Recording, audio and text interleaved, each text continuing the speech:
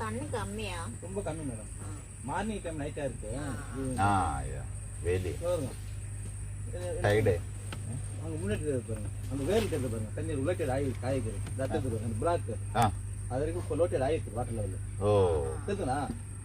அந்த brown colour அந்த பாருங்க, ஒரு அடி கீழே இறங்கிருக்கு பாருங்க. இன்னும்